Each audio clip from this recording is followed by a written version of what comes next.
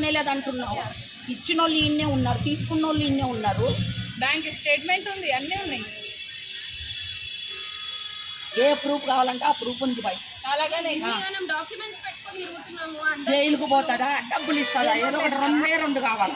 అందరు ఆధార్ కార్డులు అదే అన్నీ ఉన్నాయండి, ప్రూఫ్స్ అన్నీ ఉన్నాయి మా దగ్గర. ఫోటో పెట్టేసి ఫోన్ పే స్క్రీన్ షాట్లు, ఒక్కొక్కరు చేసిన ఫోన్ పే స్క్రీన్ షాట్ ఆమె పేరు మీదనే ఉంది. వెల్కమ్ టు తెలంగాణ స్వరం. ఉప్పల్ పోలీస్ స్టేషన్ వద్ద డబుల్ బెడ్రూమ్ బాధితుల నిరసన. డబుల్ బెడ్రూమ్లు ఇప్పిస్తానంటూ 2 కోట్ల రూపాయలతో ఉడాయించిన కిలాడీ లేడీ. రామంతపూర్కు చెందిన మరియమ్మ అనే మహిళ డబుల్ బెడ్రూమ్లు ఇప్పిస్తానంటూ 2 కోట్ల వరకు వసూలు చేసింది. హ్యూమన్ రైట్స్ వారి సహకారంతో నిందితురాలు మరియమ్మను ఉప్పల్ పోలీస్ స్టేషన్ తీసుకొచ్చిన బాధితులు. తమకు న్యాయం చేయాలని ఉప్పల్ పోలీస్ స్టేషన్ ముందు బాధితుల నిరసన. ఇవన్నీ అవే డాక్యుమెంట్స్ పట్టుకొని తిరుగుతున్నాం మేము ఇన్ని రోజుల నుంచి.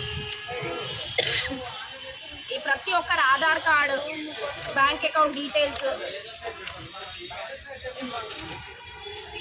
ఎన్ని మాటలు వచ్చినా స్టేట్మెంట్ ఇవ్వమని అడుగుతారు, వదిలేస్తారు. ఒక్కొక్కరు వేసిన అమౌంట్. ఒక ఆయన 4.5 బ్యాంకు స్టేట్మెంట్ ఇవ్వమంటారండి. ఇట్లా ఒక 7-8 సార్లు ఇచ్చినా కూడా వాళ్ళు ఇచ్చేస్తారు. మనీ ఇస్తాను అని చెప్పి పేపర్ పైన రాసి సంతకం 15 days కింద అండి, 15 రోజులు అవుతుంది. February 14th మీ మనీ మీకు ఇచ్చేస్తా అని చెప్పి రాసి సైన్ లో రాసి ఇచ్చింది. ఇట్లు మరియమ్మ అని చెప్పి. కేసు పెట్టకండి, నేను ఇచ్చేస్తాను మనీ, నా దగ్గర ల్యాండ్ ఉంది ఊర్లో, అది అమ్మి ఇచ్చేస్తాను అని.